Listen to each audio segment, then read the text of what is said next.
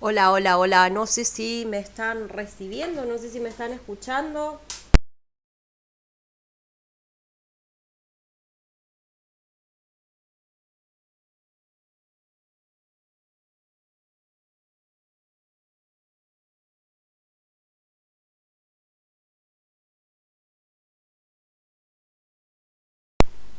Hola, hola, hola.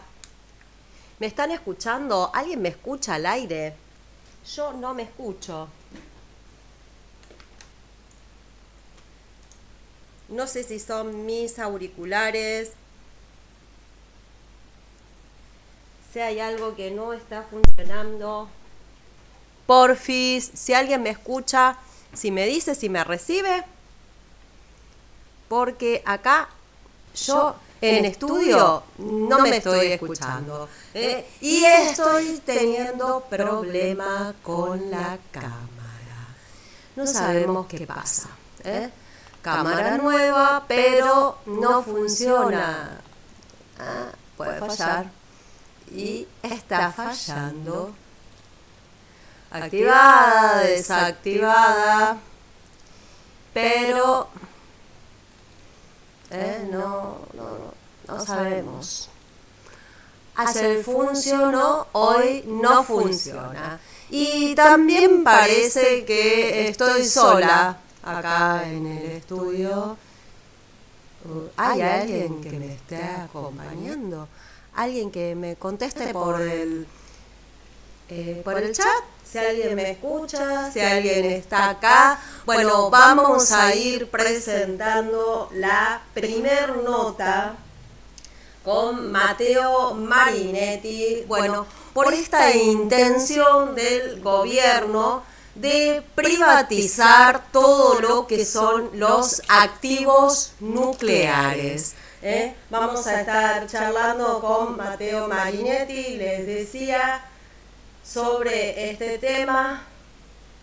Ya, lo estamos llamando a Mateo y comenzamos con lo que es este Yeguas de hoy, que creo que estoy sola, la cámara no está funcionando y nadie me está saludando. Está así complicado el día.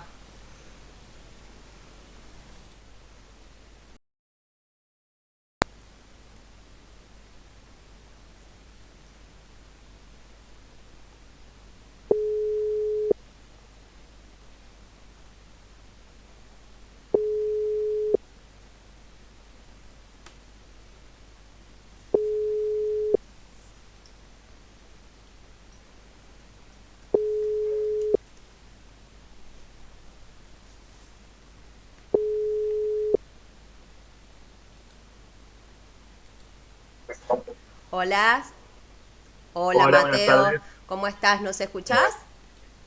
¿Escucho bien? Sí, sí. Ah, buenísimo. Bueno, estamos acá con algunos problemas con con la pantalla, pero bueno, vamos a ver si mientras vamos charlando, al menos te escuchamos y lo vamos solucionando, porque no nos está tomando la pantalla lo que está saliendo en este momento. Bueno, cuestiones de la técnica. Se escucha lo que hablamos, pero no están saliendo bien las imágenes. Algunos Bien, cambios de cambios de cámaras nuevas y bueno, y esto es todo nuevo. Acá es un programa donde es todo nuevo y estamos perfecto, a pulmón. probando a ver qué es lo que...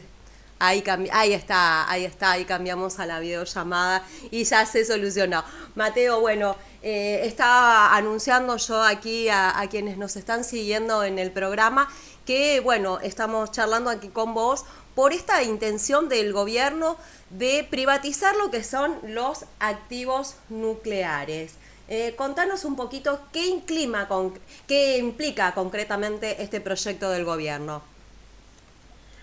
Eh, bueno, lo poco que se sabe, porque el documento que salió circula dentro del CONEA, yo lo Ujú. estuve buscando por varios lugares, no logré tener acceso, pero bueno, por diferentes portales, sí, y bueno, incluso voces autorizadas, más o menos se puede conocer el contenido. Ajá. Bueno, la intención aparentemente es mostrar o presentar, publicar.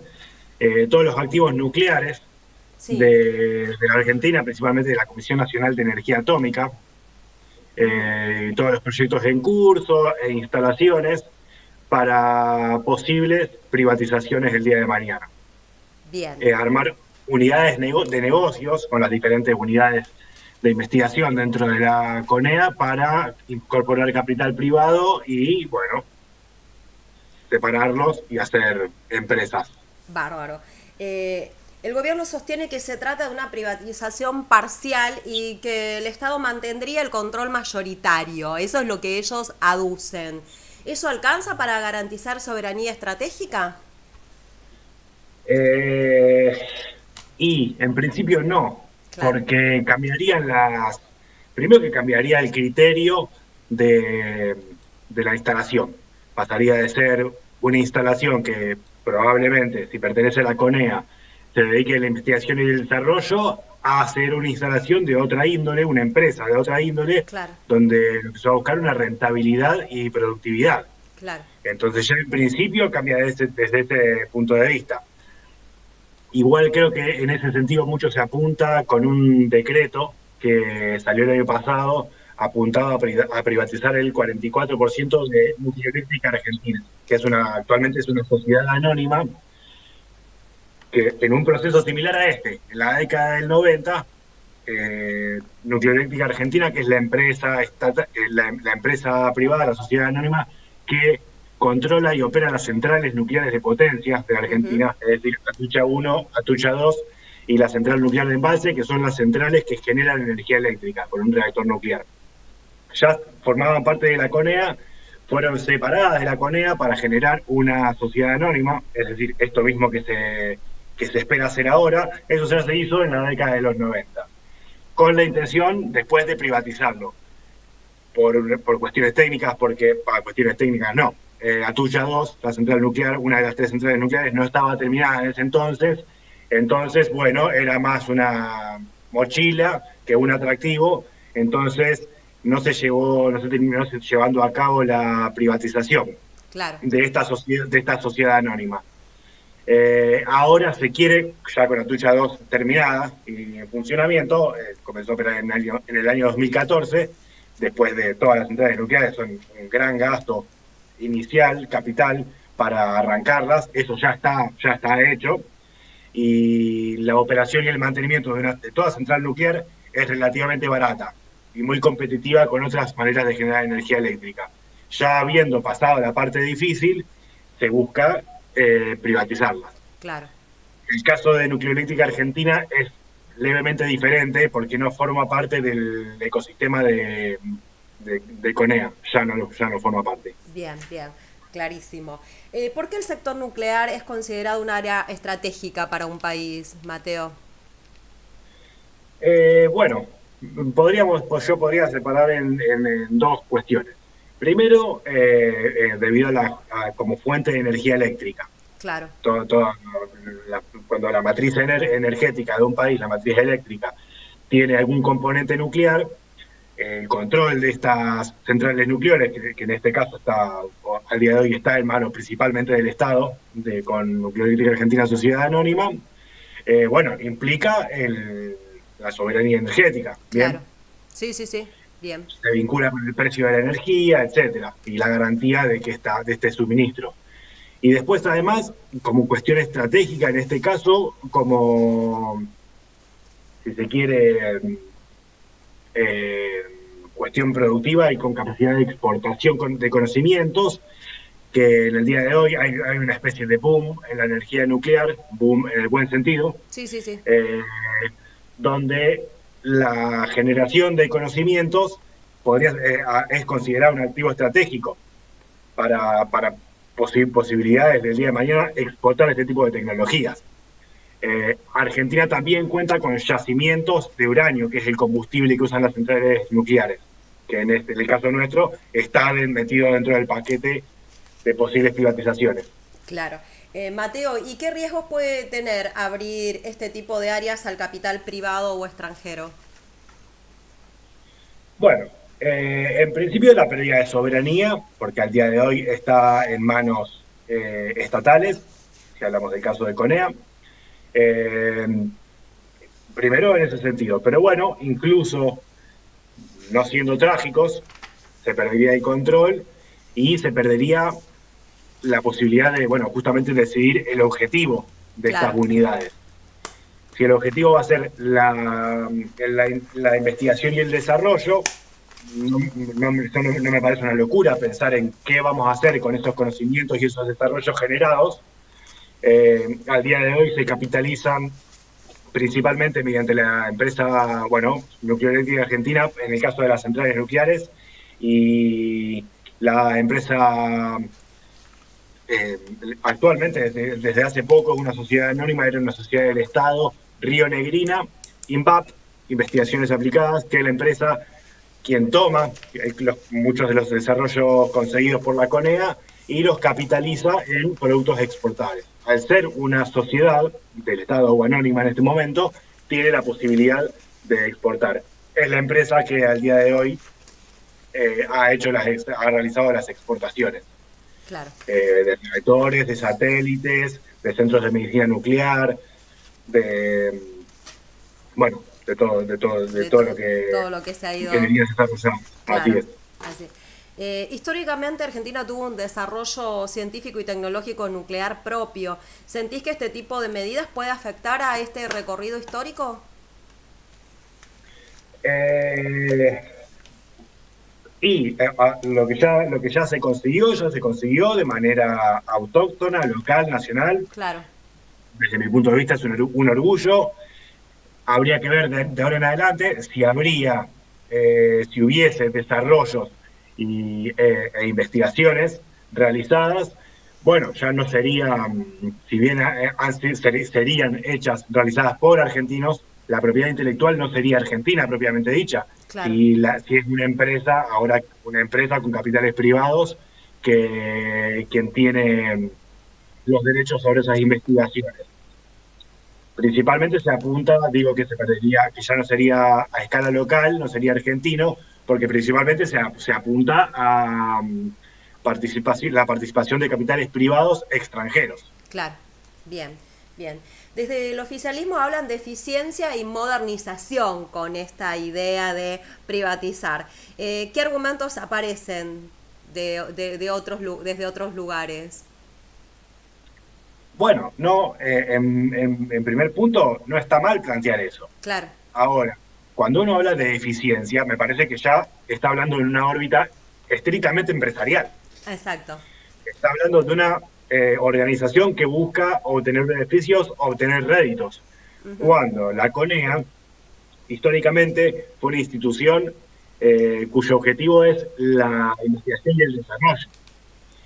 Claro, Siempre hay una... no está pensada en términos de empresa, ¿no? De una empresa y en términos de los réditos justamente que uno espera teniendo un desarrollo de tipo empresarial y no más de tipo de desarrollo científico, tecnológico, de producción de conocimiento, ¿no?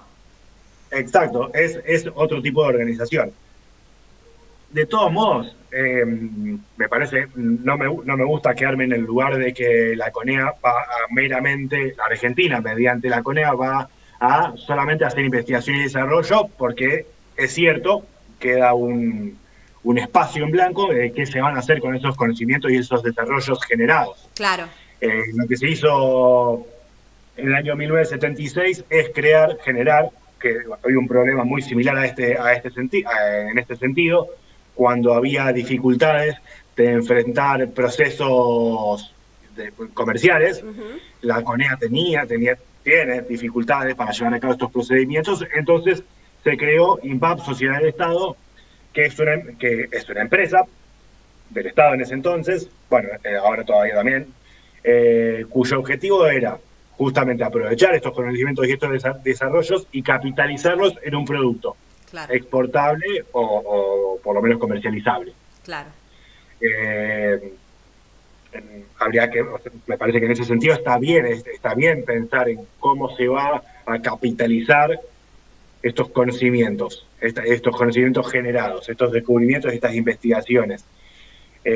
Ahora la pregunta es, ¿con qué intención? Porque Claro, INVAP en su momento fue concebida como empresa estrictamente argentina, de hecho por eso fue una sociedad del Estado, que dicho sea de paso, por ejemplo, en el caso de YPF, fue concebida como sociedad del Estado durante la década de los 90, mediante un decreto presidencial, se, se, se abolió la ley de sociedades del Estado y YPF pasó de ser una sociedad del Estado a ser una sociedad anónima. Por Claro. eso se pudo privatizar y por eso, bueno, devino los problemas que conocimos, cuyo claro. impacto vimos hace poco. Nuevamente después volvió a estar vigente la ley de sociedad del Estado y con el DNU de 2023 volvió a cancelarse esta ley. Entonces, Claro. hoy día INVAP es una sociedad anónima. Bien. ¿Cómo impactaría esto sobre los trabajadores, la investigación y el desarrollo tecnológico de llevarse a cabo, ¿no?, este proyecto de privatizar? Bueno, creo que con esto apunta más la palabra que decíamos antes de la modernización Claro. y la eficiencia en términos económicos. Eh, para hacer que una empresa sea económicamente rentable, bueno, hay que bajar su gasto. Ujú. Muchas veces la mano de obra se vincula con el gasto. No estoy queriendo decir que indiscriminadamente se gaste la CONEA o cualquier empresa estatal. Más vale que amerite una revisión del gasto, que yo creo que al día de hoy es honesta. Pero bueno, en realidad a lo que se apunta, y esto, si estas palabras están en boca de el actual secretario de Asuntos Nucleares, quien fue hasta hace poco presidente, director y presidente de Dioxitec, Claro. bueno, llevó a cabo ese procedimiento de modernización en esa empresa, Dioxitec, una sociedad anónima, y ese proceso conllevó a despedir personal. Bien. Sí, se acorta el hilo por lo más delgado, ¿no? Decimos, la eficiencia es reducir gastos y, bueno, volvemos a esta eterna discusión de si realmente los trabajadores son un gasto. En este caso, trabajadores especializados, ¿no? Científicos que es muy difícil volver a formar, que luego muchos se van del país, se van a trabajar a empresas privadas de otra naturaleza y no recuperas más ese capital humano, ¿no? Totalmente, sí, ya sucedió durante la época de los 90, hoy día en la Comisión Nacional de Energía Atómica hay una generación que falta. Claro, claro. Y volveríamos a repetir quizás, no sé, es hacer un poco de futurología, ¿no? Pero sería volver a repetir un poco esa historia, tal vez. Sí, es muy probable que esto suceda. Veremos qué tan grave será. Claro. Pero sí, durante el año pasado y lo que va de este año, tengo entendido que ha habido muchas renuncias de la Comisión Nacional de Energía Atómica por cuestiones salariales, Bien, lo cual llevaría, si esto se sostiene, a que nuevamente en un futuro falte una generación. bien, bien. Mateo, para cerrar, ¿qué discusión de fondo se está dando realmente detrás de este debate? ¿Es solamente económica o también tiene que ver con soberanía y modelo de país? Desde tu punto de vista, ¿no? Por supuesto. Sí, totalmente. Bueno, las dos. Yo creo que el activo de la tecnología nuclear argentina tiene mucho valor, es una gran moneda de cambio. Bueno, evidentemente se la trata como una gran moneda de cambio y sirve para hacer intercambios económicos, obviamente, como segunda concepción de esta cuestión es también quitar un rival posible competidor Claro, de quien sea que esté interesado. O sea, hay otro país, otro Estado-nación que tenga un desarrollo nuclear que pretenda comercializarlo, bueno, Argentina hoy día es un competidor eh, bastante, bastante complejo, por así decirlo. bien. Como pequeño detalle, como pequeño agregado para argumentar esto que estoy diciendo, Ujú. Argentina ganó en los últimos años, las últimas décadas, dos licitaciones muy grandes. Una para construir el reactor nuclear Opal en Australia, un reactor multipropósito, y una más recientemente para diseñar y construir el reactor nuclear Palas para los Países Bajos. Ajá. son obras de muchísimo, muchísimo valor agregado. Bien, esto habla de que no somos tan ineficientes, ¿no? Para los que hablan de que este proceso tendría que ver con ser más eficientes. Exacto, sí, si la eficiencia y la Daría un poco modernización, por tierra con ese argumento, ¿no? totalmente. Sí, sí, sí, si la eficiencia y la modernización fuesen vistas del punto de vista de veamos cómo podemos capitalizar más o lo mejor posible, o cómo podemos comercializar lo que ya hemos capitalizado, estaría bien. Claro, Generalmente se lo mira desde la lista de dónde podemos recortar, claro. no buscar maximizar las ganancias, sino bajar el gasto. Perfecto. Mateo, bueno, para terminar te voy a hacer la misma pregunta que le vamos a hacer a todos los entrevistados en el día de hoy, en vísperas del 25 de mayo. Y bueno, y tiene un poco que ver con todo esto que estamos hablando con vos de soberanía, no soberanía, soberanía energética. ¿Cómo podemos pensar la patria hoy, en vísperas de un 25 de mayo y en este contexto actual? ¿Cómo entendés la patria hoy? Desde tu lugar, ¿no? Desde tu óptica. Bueno, yo vinculo mucho la patria con la cuestión de la soberanía. Hoy día, y no hablo solamente por esto, sino por otras problemáticas que está sufriendo la Argentina con sus recursos naturales, con la vía navegable troncal, la hidrovía, que se está a punto de decidir la licitación para ver qué empresa va a sostenerla, mantenerla y cobrar peaje por eso. Claro. Eh, Me parece que la soberanía está en juego y todos aquellos que nos consideremos un poquito patriotas, esto no nos dejan para nada cómodos. Eh, Creo Así que que bueno, yo creo que es una lucha queda claro, bastante queda claro. compleja. Bueno, Mateo, te agradecemos muchísimo y bueno, gracias por dispensarnos este tiempo.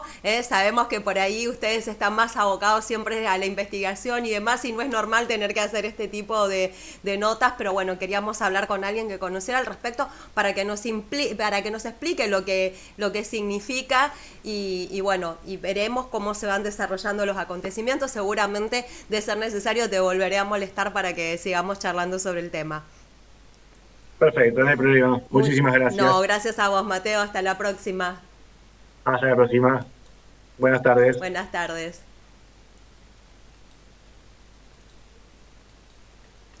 Bueno, no sé si me siguen escuchando ahora a mí. Bueno, logramos solucionar por un ratito al menos el tema de la cámara. Ahora, el tema es por qué no me veo yo. Cuando estoy sola, ¿por qué no me quiere tomar la cámara? No lo sabemos. Si hay alguien que entienda, que me tire por ahí algo, que me diga, fíjate, por tal motivo. Por el momento no lo puedo dilucidar. No sé por qué no salgo yo en cámara, la cámara está puesta, pero me ven pero no me escuchan. Y bueno, le dimos recién el primer lugar a Mateo a hablar sobre esto, que fue una consigna que la tiramos en redes y con la que voy a cerrar este bloque. Ya rapidísimo nos vamos al primer corte para poder encontrarnos en el próximo bloque con el diputado nacional Esteban Paulón. Pero es un poco una reflexión que queríamos hacer desde acá, perdón que no me pueden ver, vamos a ver si lo podemos solucionar, y es sobre qué es la patria, o la patria hoy. Muchas veces tengo la sensación de que la palabra patria queda atrapada entre actos escolares, discursos políticos y discusiones vacías en redes sociales. Como si esta palabra hubiera perdido peso, como si ya no supiéramos bien qué significa. Y sin embargo, la patria sigue apareciendo. Está en la maestra que sigue enseñando aunque no llegue a fin de mes, en el médico del hospital público, en el laburante que se levanta a las 5 de la mañana, en el jubilado que ayuda a sus hijos y a sus nietos con una jubilación mínima, en el músico que sigue haciendo arte aunque no sepa si va a llenar un bar. Porque quizás la patria no sea una bandera colgada solamente para los feriados, ni para un mundial de fútbol. Quizá la patria sea el otro. Y en tiempos donde todo parece empujarnos al sálvese quien pueda, volver a pensar la idea de comunidad parece casi un acto de rebeldía. Nos acostumbramos demasiado rápido a la crueldad, a naturalizar que alguien quede afuera, a vivir con bronca, a discutir más de lo que escuchamos. Y tal vez por eso el 25 de mayo sigue siendo una fecha incómoda, porque no habla solamente del pasado, nos obliga a preguntarnos qué país queremos construir hoy. ¿Qué hacemos con la desigualdad? ¿Qué lugar ocupa la solidaridad? ¿Qué hacemos con la educación, la cultura, el trabajo, la ciencia? Y sobre todo, si todavía somos capaces de pensar en un nosotros. Porque la patria no es solamente territorio, también es memoria, es identidad, es vínculo, es la forma en la que decidimos convivir. Y quizás en medio de tanta fragmentación, defender la idea de patria sea volver a defender algo muy simple, que nadie se salva solo. Bueno, esa es nuestra reflexión desde acá, desde Yeguas, para este 25 de mayo y para esta consigna que los invitamos a todos y a todas y a todes a contestar. ¿Qué es la patria hoy? Vamos al primer corte, vamos a ver si solucionamos estas cuestiones de cámaras, de música, de todas estas cuestiones técnicas que tenemos que ir resolviendo todas juntas acá al aire. Y ya en el próximo bloque nos encontramos con el diputado nacional Esteban Paulón.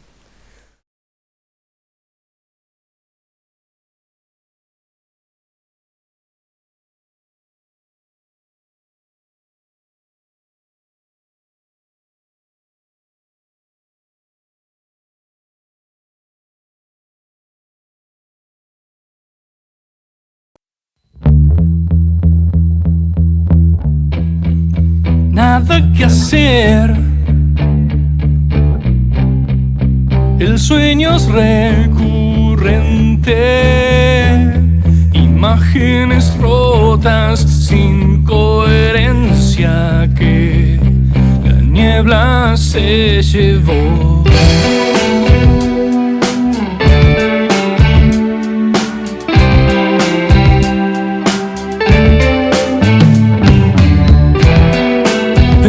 Tic-tac, aroma reincidente, voces en el humo, un búho atento, algo rosa mi hombro, sentir el hielo en la sangre.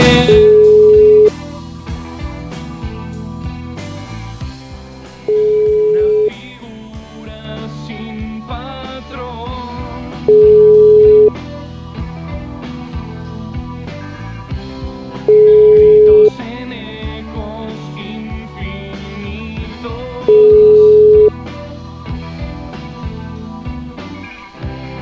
esa sensación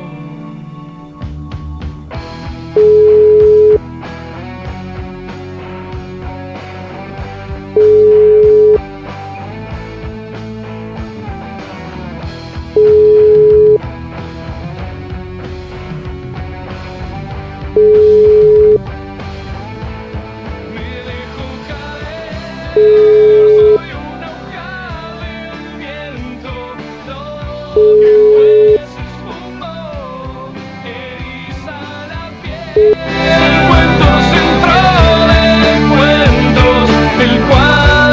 Hola, hola.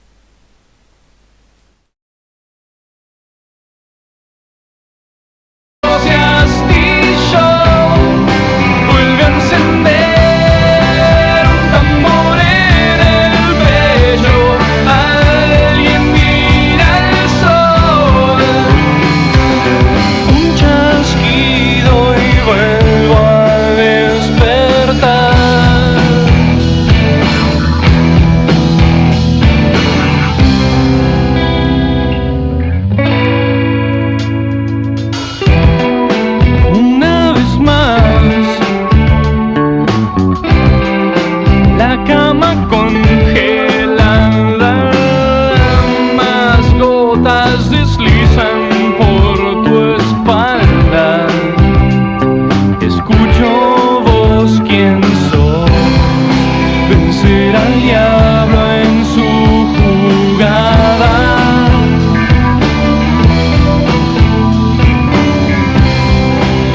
Abrir los ojos del ardor,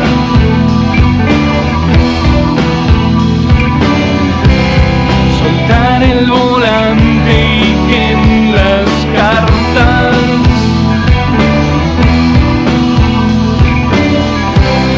se juegue a ser Dios. Bueno, aquí estamos renegando hoy con los entrevistados también, pero bueno, mientras esperamos qué pasa con los entrevistados, vamos a ir charlando un poquito sobre esta consigna que tirábamos para hoy, ¿no? Esta consigna de pensar qué es la patria hoy, ¿eh? Así que vamos a leer, les voy a leer un poquito lo que dice el chat, lo que dice la gente, lo que dicen nuestros entrevistados. Y bueno, si la cámara me quisiera tomar a mí, salgo yo. Y si no, no sale nada, no sale nadie. Estamos renegando con la cámara, no sabemos qué pasa. La cámara está encendida. ¿Qué está pasando con la cámara? No tengo a ninguno de mis técnicos hoy a mano, ninguno me está ayudando hoy. Están todos fugados, mis técnicos están todos fugados en el día de hoy, ninguno apareció, ¿y qué pasa? No se ven las imágenes, ¿qué está pasando con la imagen que no nos toma? No sabemos, es algo raro que está sucediendo porque, y acá estoy tocando de todo, mientras charlo con ustedes, mientras vemos si el entrevistado contesta, y bueno, mientras tanto les voy a contar qué es la patria para la gente que nos escucha del otro lado. Bueno, acá estoy tocando un montón de cosas, seguramente me van a retar, me van a decir que esto no lo tendría que hacer al aire, pero yo quiero que me vean, quiero que me vean. Hoy me peiné, me pinté, todo para ustedes, para que me vieran, y no tenemos suerte. Se ve que la cámara a mí no me quiere. Es así. No, la cámara a mí no me quiere. La cámara dice, Bárbara no tiene que salir. No, vos no salís y ahí cambiamos no sabemos qué es lo que pasa. No sabemos qué es lo que pasa. La cámara está activada. Está todo, pero no aparece. Bueno, no sabemos.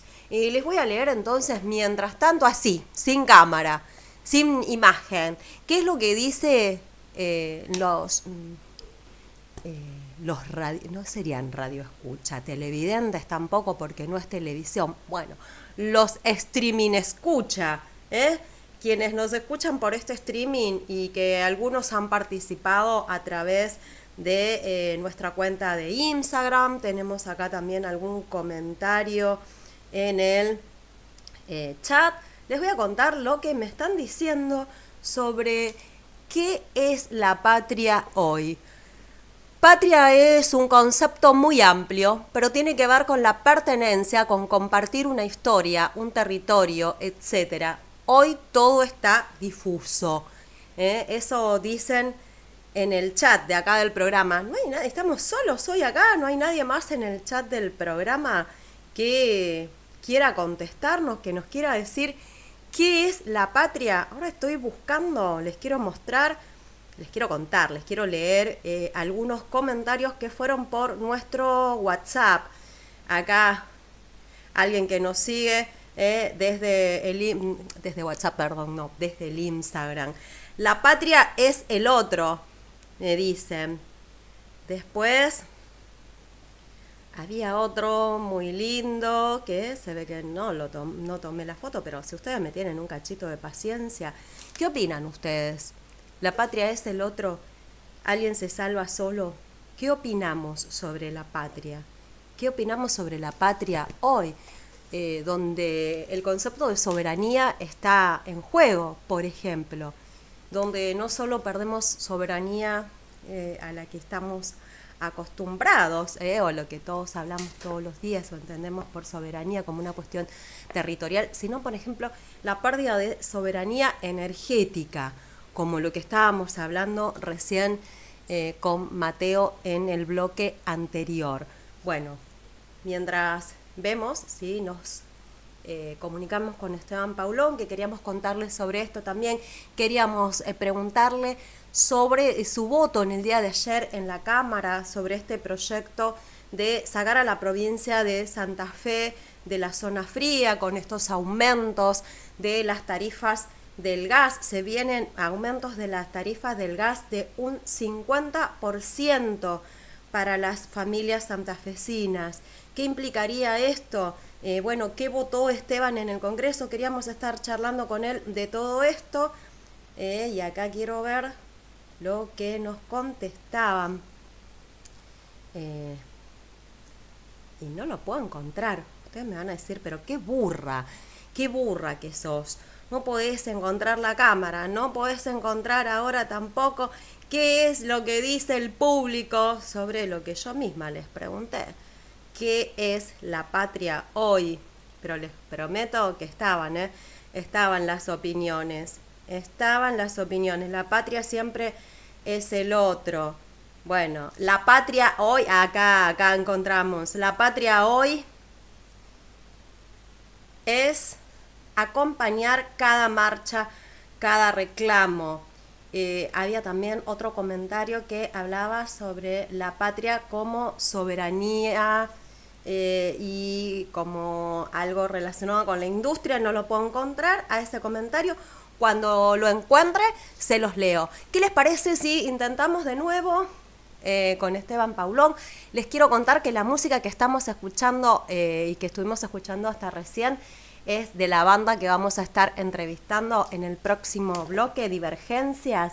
Es una banda rosarina que la vamos a estar disfrutando en el próximo bloque. Vamos a estar charlando con los chicos de Divergencia y vamos a estar escuchando un poquito más de su música, pero como anticipo, se los estaba haciendo escuchar ahora. Mientras intentamos comunicarnos de nuevo con Esteban Paulón, dejamos un poquito de la música de Divergencias, así no me escuchan tanto a mí.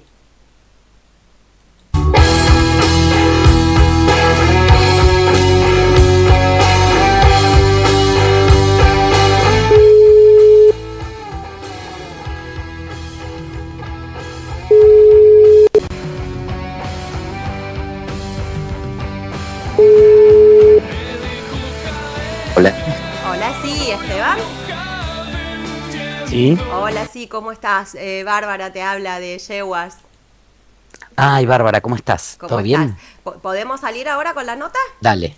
Dale, buenísimo. Bueno, te cuento que, por las dudas, estás con la cámara apagada, porque estamos por videollamada. Es un videollamada, pero por el sonido, buenísimo. Dale. Dale, Bárbara.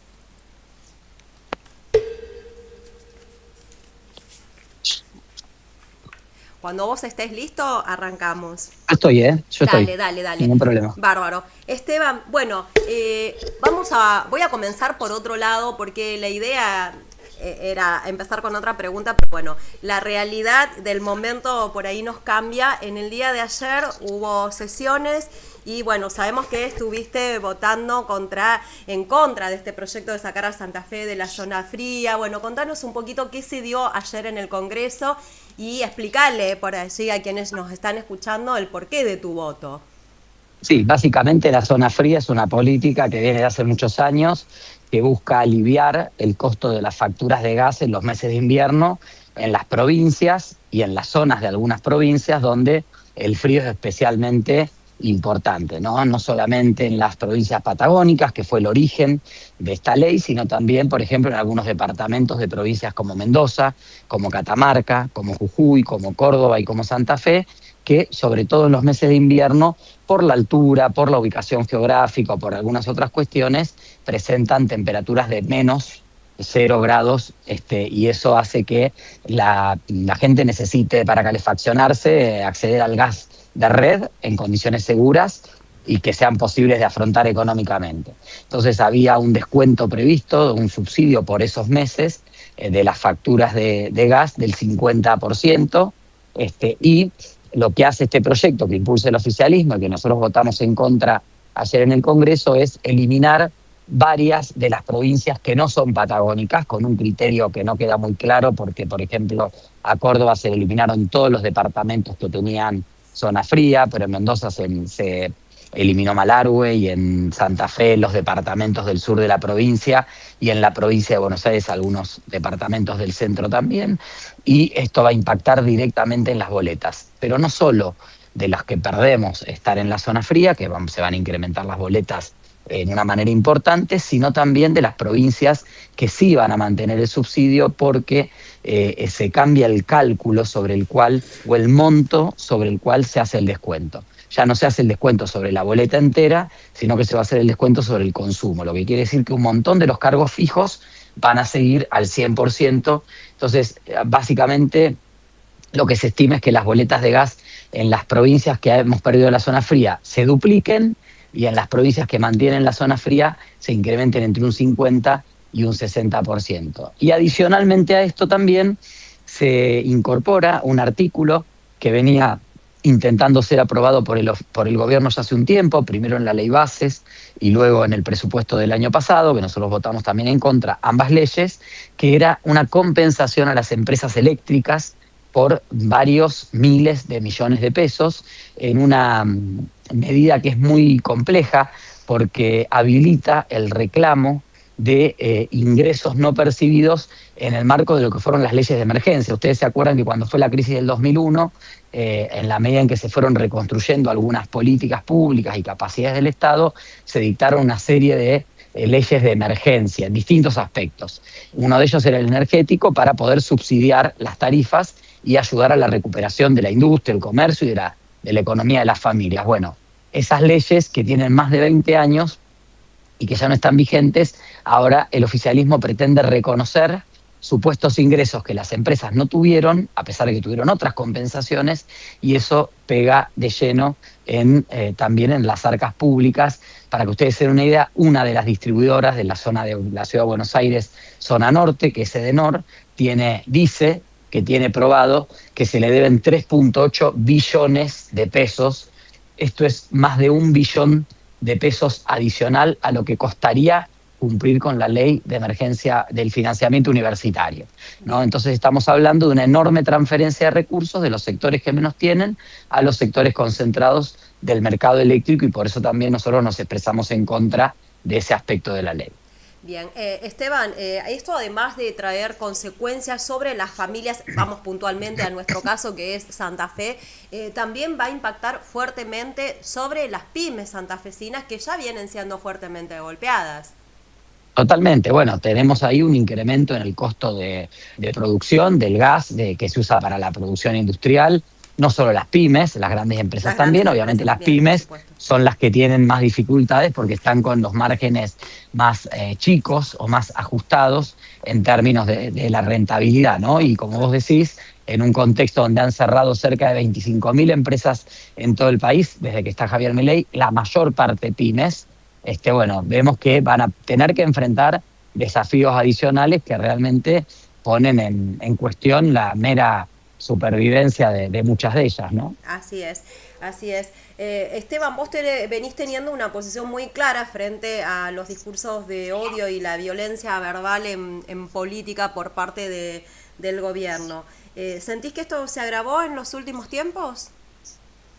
Bueno, va y viene, pero en este momento donde al gobierno no se le dan los resultados económicos y donde está encontrando limitaciones en el apoyo político, y de hecho esto lo reflejan todas las encuestas, con los resultados económicos magros, pero también con las situaciones de corrupción, como por ejemplo todo lo que tiene que ver con el caso de Manuel Adorni, Andis, Libra, bueno, distintas cuestiones. El gobierno encuentra en los discursos de odio y en la famosa batalla cultural, que está asociada directamente con los discursos de odio, claro, encuentra una herramienta para intentar fidelizar a sus sectores que lo apoyan. Entonces aparece allí un recrudecimiento de estos discursos, a veces no en boca del presidente, pero sí en el ecosistema que lo apoya. En mi caso personal, que he sido víctima de campañas orquestadas por los canales de streaming amigos cercanos al gobierno, por algunos medios y por algunos funcionarios incluso que permanentemente me hostigan en las redes, te puedo asegurar que en las últimas semanas, sobre todo de que explotó el caso Adorni, en el cual yo tuve un protagonismo importante porque soy el denunciante en la causa judicial, y vengo siguiendo el tema muy de cerca, la verdad es que se incrementó enormemente la cantidad de mensajes de odio que recibo en redes sociales y muchas veces vienen de este tipo de perfiles. Así que creo que el gobierno encuentra en esos discursos de odio y en ese odio que emana en streamings, en redes, en notas, en canales, alguna forma de un combustible, una especie de combustible para poder seguir sosteniendo algunas posiciones del gobierno en un momento donde los resultados que debieran venir, que son los que la ciudadanía esperaba de este gobierno, fundamentalmente los económicos, aún no llegan. Claro.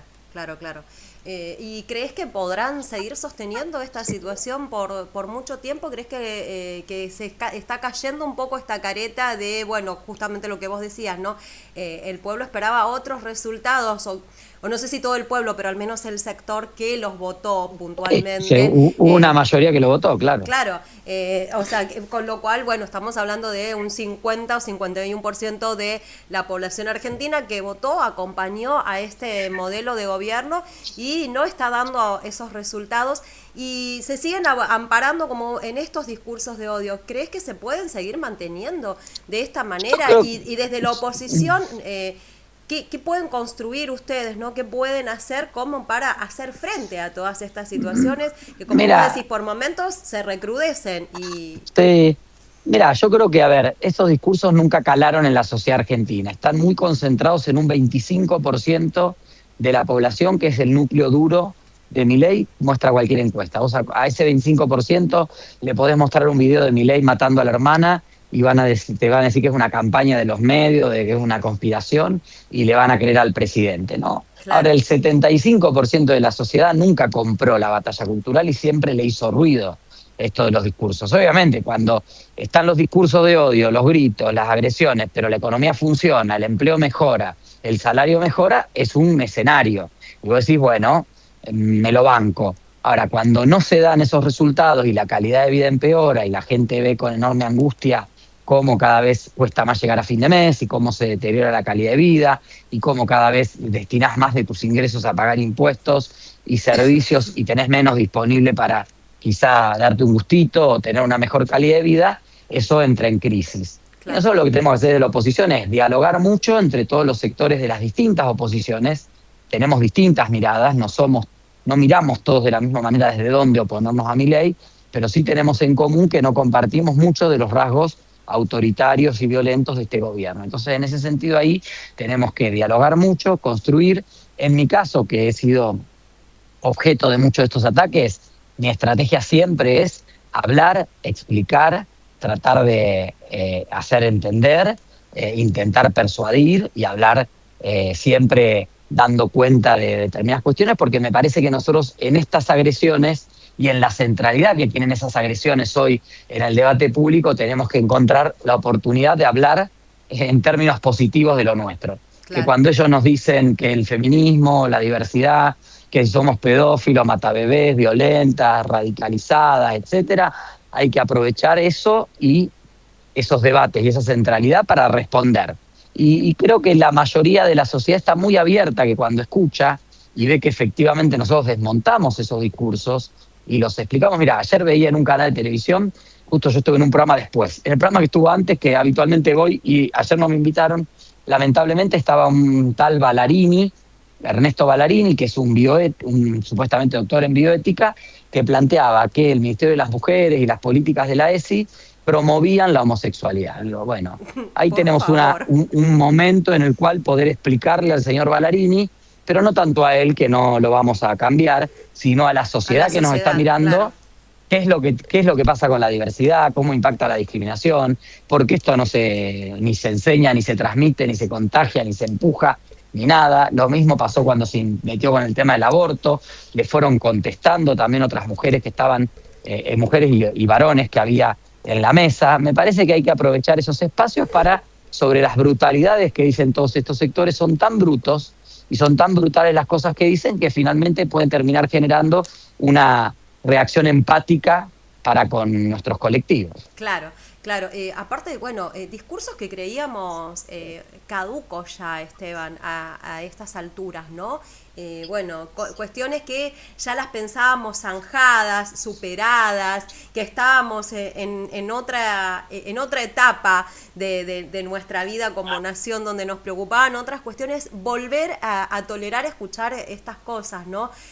Justamente ayer, hablando en un grupo de mujeres, en este fin de semana van a estar conmemorando con encuentros durante 2 días los 40 años del primer encuentro nacional de mujeres. Y qué difícil hacerlo en medio de este contexto, ¿no? Mujeres que han estado durante tantos años en las luchas por distintas cuestiones para las mujeres, más allá del aborto, que ahora, bueno, parece que todo es, bueno, aborteras, matachicos, o sea, todo pasa por ahí, y no hablamos de cuestiones mucho más graves, como que a la mayoría de las mujeres nos siguen pagando menos en todos los empleos simplemente por el hecho de ser mujer, esa violencia económica que seguimos sufriendo a diario, por dar solamente un ejemplo, ¿no? Y tantos otros tipos de violencias más que sufre no solo el colectivo de mujeres. Hay que hablar y hay que poner sobre la mesa y hay que explicar y hay que dar cuenta de cuáles son las desigualdades que aún existen, las desigualdades que queremos combatir y cómo las queremos combatir. Y me parece que eso es sumamente importante y tenemos que aprovechar ese momento. Las ideas del progresistas, del feminismo, de los colectivos LGBTIQ+, más nos atacan, más tenemos que aprovechar para que sobre esos ataques podamos construir nosotros otra narrativa y podamos explicarle a la sociedad realmente cuáles son los problemas que existen y cuáles son los desafíos que tenemos por delante. Así es. Esteban, ¿qué cosas te preocupan más del presente argentino pensando en el mediano plazo? Me parece que el rumbo general del gobierno, que nos lleva a cristalizar una sociedad en la cual el 30% de la población accede a determinados recursos, accede a determinados derechos, accede a determinadas oportunidades y un 70% se cristaliza en una situación donde sigue quedando afuera de todo, ¿no? Y hay un gobierno que no reconoce las desigualdades y por tanto no impulsa políticas públicas para revertirlas ni para modificarlas. Me parece que ahí nosotros tenemos un debate para dar, discutir cómo se recauda, discutir a quién le cobramos impuestos, discutir cómo distribuimos el esfuerzo tributario y el esfuerzo laboral y social para que efectivamente esto no quede en una situación en la cual se profundicen las desigualdades. Y bueno, obviamente estamos en un gobierno negacionista que nos alinea críticamente con Estados Unidos en todas sus locuras, en un Estados Unidos que en este momento justamente no cumple un rol de garante de la democracia o de los valores democráticos, sino que está ocupando un rol de gendarme global, pero en manos de un desquiciado que le da la espalda al propio sistema institucional norteamericano, como es Donald Trump.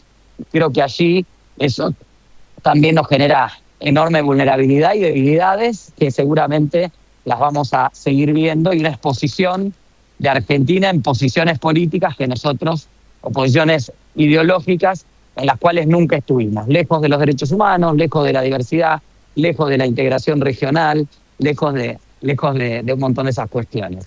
Así que creo que esos son los temas que me parecen preocupantes. Esteban, para cerrar te voy a hacer la misma pregunta que le estoy haciendo a todos los entrevistados hoy y en vísperas de un próximo 25 de mayo, y es ¿qué sentís que es la patria hoy? La patria creo que es la posibilidad de un proyecto de futuro y de desarrollo que garantice un país abierto, un país que dé las oportunidades a todos y donde cada quien pueda desarrollar su propio proyecto de vida, no para ser la persona más rica, ni para ser la persona más inteligente, ni para ser la persona más destacada, sino para ser la persona más feliz del mundo. Así que creo que la patria nos abraza en ese objetivo y ojalá que tengamos la inteligencia de construirla. Bueno, Esteban, muchísimas gracias por este tiempo, por charlar con vos, y desde acá, como siempre, un abrazo enorme y bueno, seguiremos dialogando en algún otro momento. Muchas gracias, hasta luego. Hasta luego.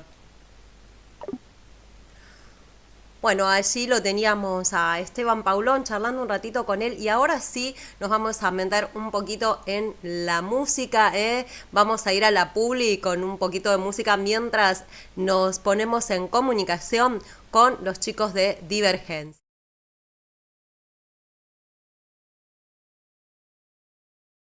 Lo que fuese esfumó, eriza la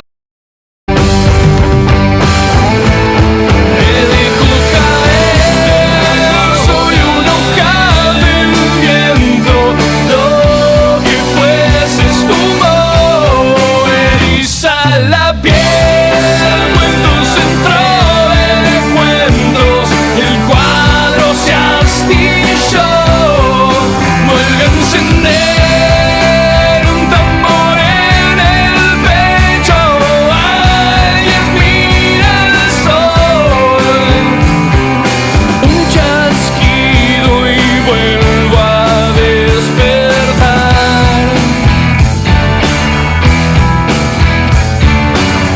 Chasquido y vuelvo a despertar. Un chasquido y vuelvo. Hola, hola, bueno, sí, ¿cómo están chicos? Qué placer tenerlos acá. Bueno, acomodando un poco porque hoy estoy renegando con la cámara y no la tengo a mi asistente. Hoy tenía clases mi asistente y me abandonó. Me abandonó y renegando un poquito, pero bueno, creo que vamos a salir bien. Creo que estamos saliendo más o menos bien. Como la tengo que ir acomodando la videollamada en el momento para que se vean bien, nos veamos. Ustedes sobre todo, si no me veo yo no pasa nada, pero que ustedes se vean lindos. Mientras charlamos, bueno, se estarán escuchando ustedes de fondo, disfrutando un poco de la música y de lo que hacen. Ahí lo voy a bajar un poquito, así los puedo escuchar a ustedes. Bueno, ¿cómo están? Los veo con el matecito, preparados para la nota, hoy haciendo una nota que hacía tiempo no hacíamos, algo de cultura, y bueno, se dio la posibilidad y bueno, les agradezco mucho por este momento de encuentro. Para quienes todavía no conocen a esta banda, cuéntenme un poquito cómo nace Divergencias, quién es Divergencias, bueno, son una banda rosarina, cuéntenme un poquito más ustedes.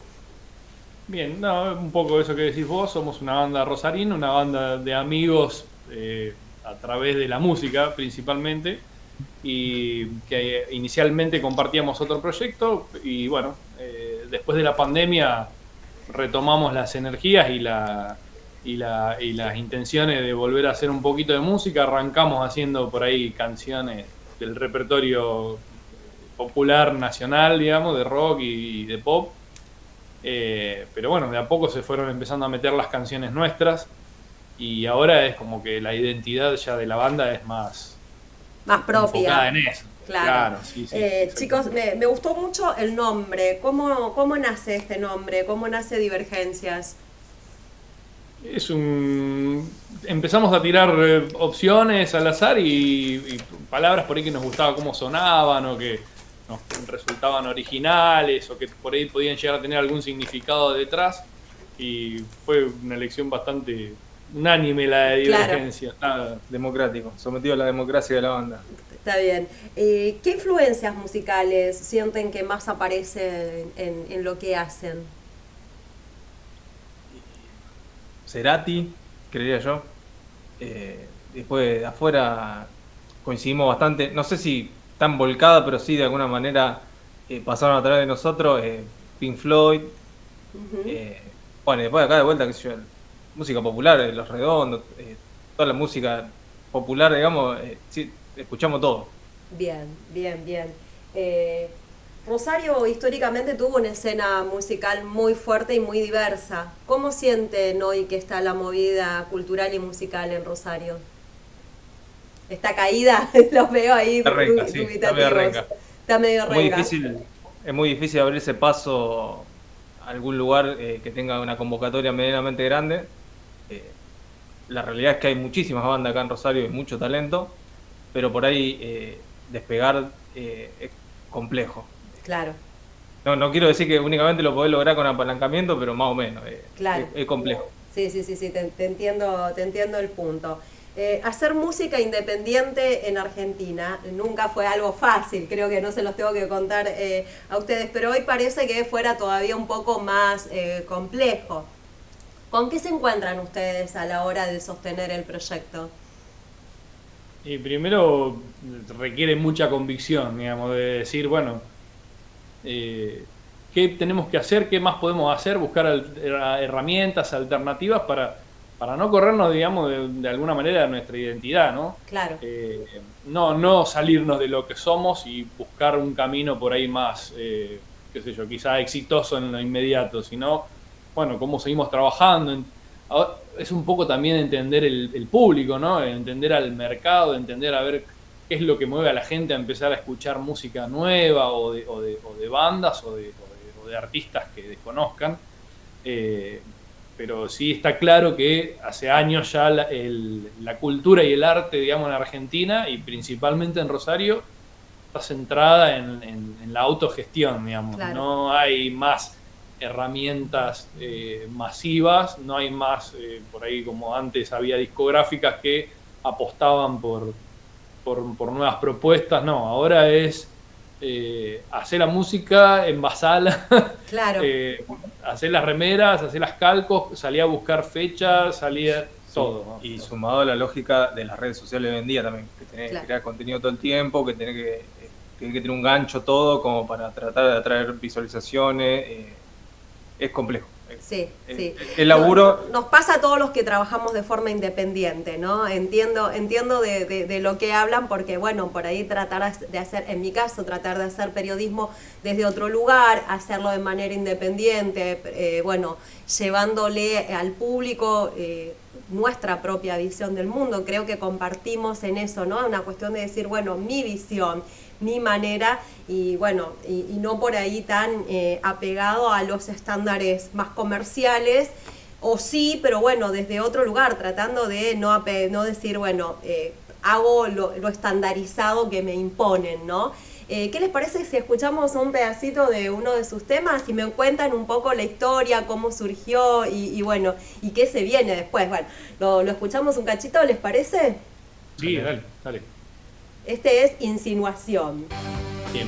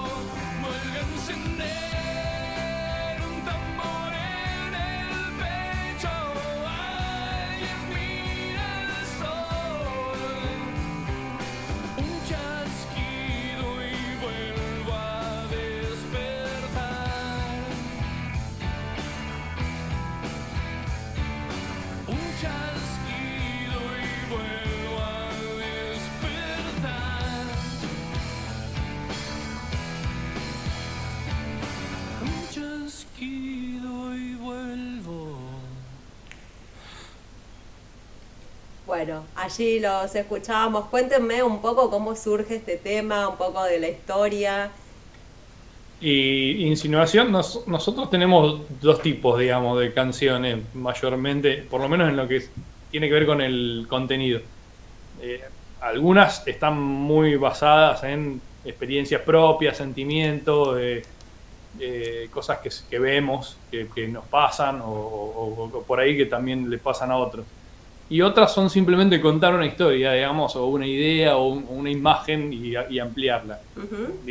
Insinuación es un poco eso.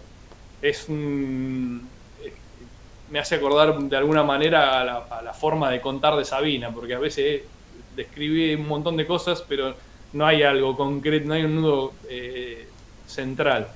Y es un poco eso, es la historia de un sueño donde parece como que en cualquier momento está por pasar algo, pero bueno, y la idea es un poco sumergir al oyente en eso, ¿no? Que generarle esa sensación de que está atrapado en algo que no maneja, digamos, eso. Y es una idea que nos gustó, digamos. Que les gustó. Bien, bien. Bueno, ¿y cómo viven ustedes el momento de tocar en vivo? ¿Qué pasa con ese momento en que se encuentran con el público, en que, bueno, ese vínculo, qué les hace sentir? ¿Cómo se genera ese momento? Y crea mucha expectativa. Siempre tenemos expectativa a la hora de tocar. Tratamos de prepararnos mucho y con antelación, sobre todo por el laburo que lleva a preparar la fecha y demás, digamos, el laburo real físico, Claro. pero además el trabajo de planeamiento y todo, de organizar todo para el día, tratamos de llegar bien ensayados. Entonces nos genera como expectativa a la vez de tratar de generar algo en la gente, en el vivo. Bien. Bueno, hoy están 2 de los integrantes de la banda, pero cuéntame un poquito quiénes son los que integran la banda, cuántos son en total. Somos 4, hoy no están Martín, que está en el bajo, tampoco está Juanjo, que está en la batería y en las voces. Acá a mi izquierda está Alexis, que se encarga de las guitarras y todo el aspecto técnico, digamos, de nuestro sonido. Y yo soy Robert, que hago las voces también y acompaño un poquito con la guitarra desde un lugar más humilde. Más chiquito, bueno, no, todos tienen su importancia. Chicos, y desde ustedes hablaban, bueno, de que retoman luego de la pandemia desde un lugar diferente, pero ¿cuántos años hace que vienen tocando juntos y que se viene armando un poco este proyecto? Hace como 10 años. Y desde el 2017, 18, sí. Ya prácticamente compartía con Ale y con Martín principalmente, compartíamos bastante tiempo de lo que era la banda, sí. Bien. Así que sí, más o menos Sí, 9, 10 años, 8 años seguro. Bien, bien, o sea que ya tienen un camino recorrido, ¿no? Como banda. ¿Y qué se viene para el futuro? ¿En qué están trabajando? ¿Cuáles son las próximas presentaciones? ¿Qué vienen trabajando para En estos lo próximos inmediato, tiempos? este sábado tocamos acá en Rosario, en un bar. Ah, bueno, con ya, entrada es libre. justo. Así que todos invitados, obviamente, entrada libre y gratuita. Es una cervecería cultural, Ajá. muy linda, muy cálida. Si Ahí querés en una decirnos esquinita dónde, para los que están escuchando, nos escucha gente de Rosario, así que por ahí. es si Bar querés- Istambul, Ajá. está en San Nicolás y Montevideo. San Nicolás y Montevideo, buenísimo. Bueno, así que todos y todas invitados allí, entrada libre y gratuita. ¿A partir de qué hora, chicos, van a estar allí? Y a partir de las 8:30, 9 de la noche ya Bien, vamos a estar empezando. Bien. ¿Y normalmente suelen tocar en lugares así o también, bueno, en otro tipo de eventos? ¿Qué es lo que más les gusta, digamos? ¿O es lo que surge? No. A ver, estamos un poco más apuntando a este tipo de propuestas porque... Es más cálido, ¿no? Me parece como más cercano con el público. Y no es tan comercial en el sentido que nosotros ya hemos hecho muchas presentaciones de donde hemos pagado para tocar, digamos. Claro. Estamos empezando a encontrar propuestas y alternativas donde, bueno, trabajamos en conjunto con el lugar, entonces si a nosotros nos va bien, al lugar le va bien también. Pero principalmente la idea es tocar, mostrar lo que hacemos, es el momento, digamos, donde está la banda ahora, es eso, darnos a conocer, digamos, sin pretensiones. Claro. Entonces tratamos de cambiar los lugares también, de alguna manera. Bien. Bueno, o sea que próxima presentación, justo este sábado a partir de las 20:30, ahí en San Nicolás y Montevideo, en esta cervecería. Y nuevo material, otros nuevos proyectos, ¿para cuándo se viene? Y el gran proyecto es seguir este año grabando. Ajá. Nosotros tuvimos, bueno, la grabación del EP, que está en Spotify. Y a partir de ahí es como que nos concentramos en salir a tocar, digamos, en armar un listado de canciones y salir a tocar. Y bueno, eso fue un poco el 2024 y el año pasado, y ahora queremos volver a meternos un poco más firme con varias ideas, varias canciones que tenemos para concretarlas y que puedan ver la luz, digamos. Bien, ¿les parece si escuchamos otro de los temitas que me pasaron y también, como en el otro, me cuentan un poco cómo surgió, cómo es la historia, para que la gente los conozca, los que todavía no Bien. los conocen, los conozcan un poquito más? Bien.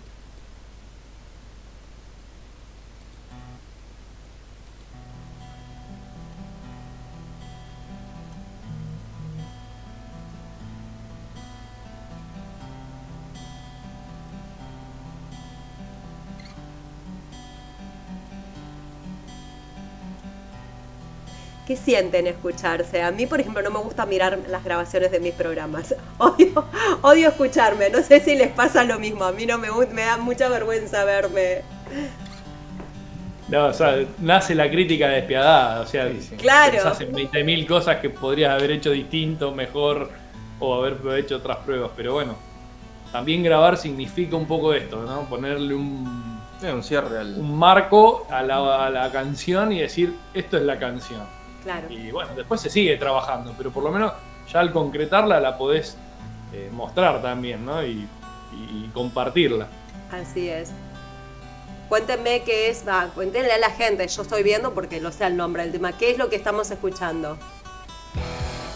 Ese es la palabra de los Cuéntenle a viejos. la gente, yo estoy viendo porque no sé el nombre. La palabra de los viejos 2. Bueno, las palabras de los viejos 2, el 2 es porque hay una palabra de los viejos 1, digamos. Son dos canciones que nacen de la bronca principalmente. Ajá. Ahí ya sí son quizá un poco más vivenciales. Y lo lindo, digamos, y lo característico de estas dos canciones es como que a partir del primer renglón después salió todo así como una especie de explosión y se completó la letra enseguida, en cuestión de pocos minutos. Claro.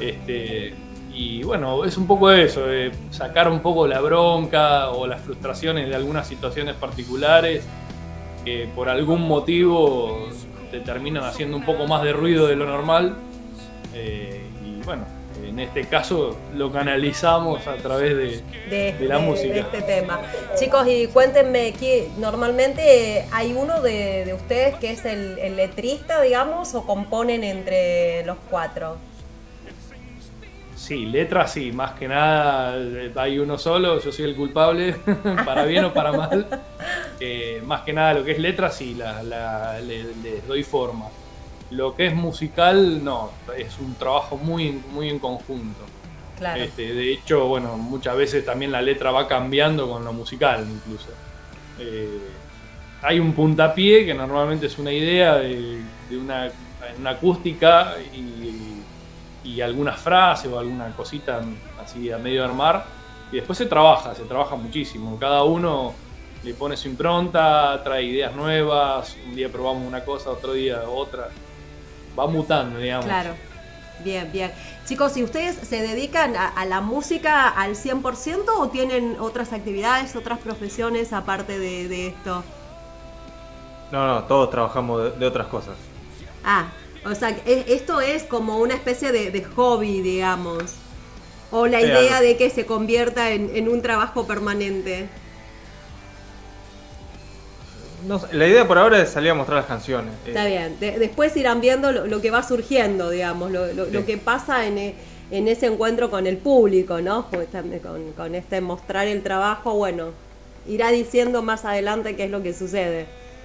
Sí, y además entender esto que te decía, entender el público, sus tiempos, qué herramientas tenemos y ser consciente de eso y tener de alguna manera las ambiciones bajo control para no entrar en la frustración, digamos, que en definitiva después lo que puede llegar a terminar haciendo ruido en un grupo de personas que persiguen un objetivo, digamos, pero siempre con los pies en la tierra, pero obviamente que lo que más nos gusta es que nos escuchen y que nos hagan crítica y que nos hagan comentarios y que nos digan si les gustó, si no les gustó. Así que estamos en esa, digamos, dispuestos a... Y la otra pata son los ensayos, digamos que no. Claro. Es un tiempo que le dedicamos y también que por ahí sirve como para disociarse un poco del resto de las cosas. Sí, es como un cable a tierra, ¿no? La música, un momento de salir de lo rutinario, de lo cotidiano y bueno, y hacer algo diferente, ¿no? Bueno, este sábado que van a estar presentándose allí en Rosario, va a haber material de esto que ya está en Spotify subido, algún otro material nuevo, ¿qué van a estar presentando allí, chicos? Y armamos un repertorio lindo, como de 14, 15 canciones, la mayoría nuestras. Metemos algún que otro cover como para entretener a la gente. Para entretener. Bueno, les digo que acá desde el chat del público me dicen qué interesante y qué cautos en su hablar. Bueno, así que siéntanse halagados. Gracias. Bien, bien. No es fácil, ¿eh? Bueno, yo no voy los voy a quemar al aire, pero acá la culpable de la nota ha sido la madre de uno de ustedes. No vamos a decir la madre de cuál de los dos. Pero bueno, charlando de meter algo de cultura, de música y demás, bueno, surgió esto, me pasó el material, me gustó. Y le agradecemos. Y le agradecemos, Dani, que quizá nos está escuchando, Daniela. Le mandamos un beso grandote, una querida amiga, y bueno, y que me posibilitó el poder estar charlando acá con ustedes. Me pasó el material, me dice, escuchalo, fíjate, y yo lo escuché, le digo, sí, Dani, me encanta. Yo los voy a llamar a los chicos y bueno, vamos a ayudar a dar difusión a gente nueva, a músicos nuevos, a cosas diferentes, y a estar apoyando todo este laburo cultural que no es fácil, pero bueno, yo desde acá y desde mi lugar siempre, chicos, dispuestos a ayudarlos, a dar un poco de empuje para que se conozca lo que hacen. Y bueno, tiene que volver las parejas rock, tiene que volver. Bueno, vamos a ver si conseguimos que vuelvan las parejas rock y que puedan venir acá. También acá hay lugares donde podrían venir a tocar y además ya lo podemos charlar fuera de micrófono, a ver qué se puede armar, qué se puede programar. Chicos, bueno, les agradezco muchísimo. Me voy a despedir con otro tema de ustedes. Cerramos el bloque de esa manera. Todo lo mejor para este sábado. Recuérdenme nuevamente el nombre del lugar. 2030 era San Nicolás y Montevideo y Istambul. Bueno, sí, acá también me están diciendo sí, que vuelvan las parejas rock. Ojalá que sí, que vuelvan las parejas rock para, bueno, ayudar a todas las bandas de la zona, ¿no? De la ciudad y de la zona. Son lindos encuentros. Bueno, les deseo todo lo mejor para este sábado y, bueno, ahí me voy con un temita de ustedes. Si encontramos acá, no, soy un desastre, chicos, con los botones. Ustedes ténganme paciencia, que algo vamos a encontrar, acá. Toqueteando botones, algo voy a encontrar, que Alexis me pasó todo, bueno. Él fue el encargado de ir armando esta, creo que espero que no sea el mismo, porque me parece que bajé todo bien, pero bueno. Si no, lo escuchamos bien y les dejo ya un fuerte abrazo y gracias por esta comunicación. Nos despedimos del bloque con música. Gracias por la invitación. Gracias a ustedes. No. Un gran abrazo a las parejas. Gracias chicos. Otro para ustedes. Salir todo bien. Busco y sé dónde lo encuentro.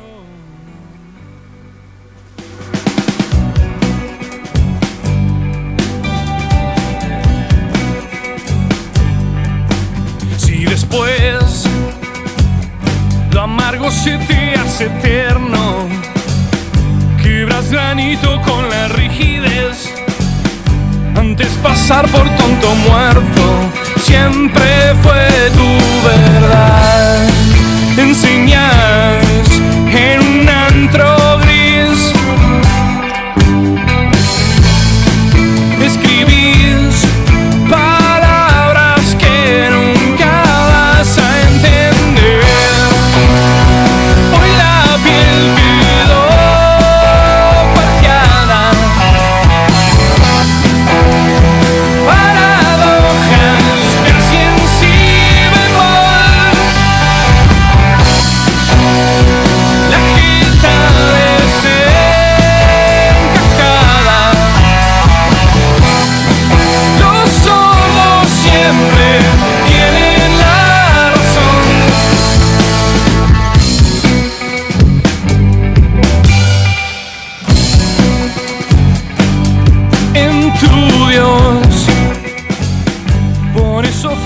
que robaste. Bueno, me quedé acá con la música de los chicos de Divergencias, ¿eh? Realmente parece salir todo hermoso bien. lo que hacen. Eh, gracias Dani por la recomendación, Dani Cabral, gracias por la recomendación, gracias por Divergencias. Todos los que estén en la ciudad de Rosario se puedan llegar el sábado a Rosario, los chicos van a estar tocando en vivo, entrada libre y gratuita, así que aprovechen esta oportunidad. Acá dicen en el chat, hay pocos espacios que dan lugar a los nuevos talentos, gracias. Bueno, sí, es la idea acompañarnos entre todos y entre todas y dar espacio siempre a los nuevos talentos. Bueno, y hoy decíamos programa especial en el que tiramos una convocatoria, algunos se prendieron y contestaron y vamos a estar charlando en este bloque con Daniela Heilman. Ella tiene una cuenta bueno, ahora le voy a decir a ella que me lo diga bien, no me sale muy bien el nombre, y bueno, es estudiante avanzada de la carrera.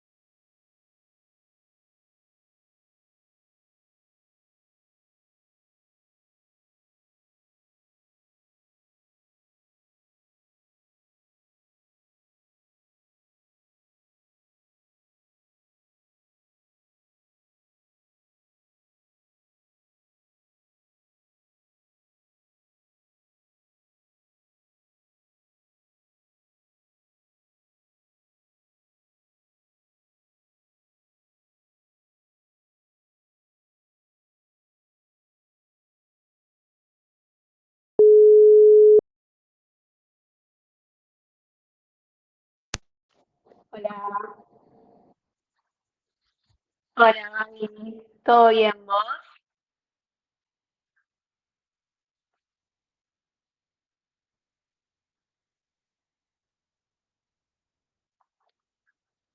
Está bien, es un re laburo.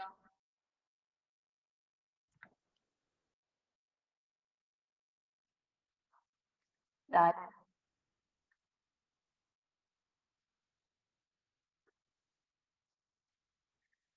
ahí va.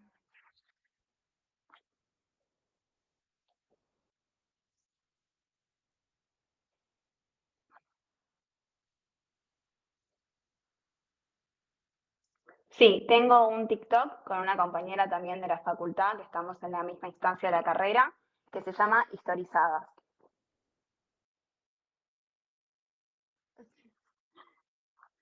Tranqui.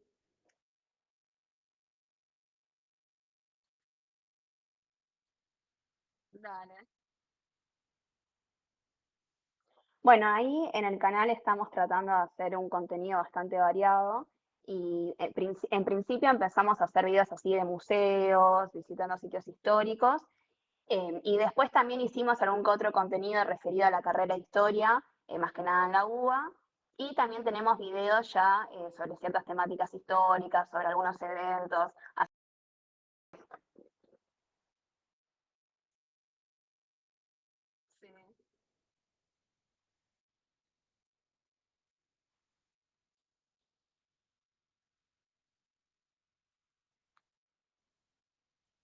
un genio.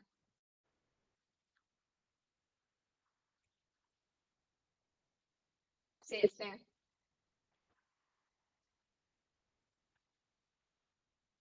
Ah,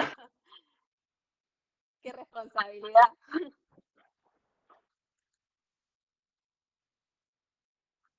Ay, ojalá. Muchas gracias por la invitación. Estoy muy contenta de participar.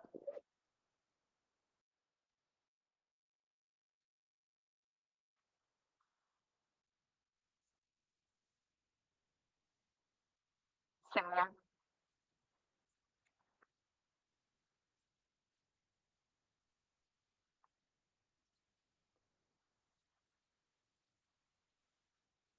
ni hablar. Bueno, está buenísimo empezar así, así podemos contextualizarnos en lo que es este proceso, el 25 de mayo, que es muchísimo más complejo que un día. No es que el 25 de mayo estuvo la primera junta y ya está, se resolvieron todos los problemas, sino que hay que ubicarnos en un contexto más amplio, que es específicamente las crisis de la monarquía. Yo con esto no las quiero aburrir, pero sí es importante tener en cuenta una fecha específica, que es 1808, que es el momento en que las tropas francesas avanzan sobre España y invaden el territorio, y a esto le siguen las abdicaciones de Bayona, en donde eh, hacen que el rey Fernando VII renuncie, luego lo encarcelan y ponen en sustitución de este rey a José Bonaparte. Así que en este sentido España está en un contexto con un rey extranjero.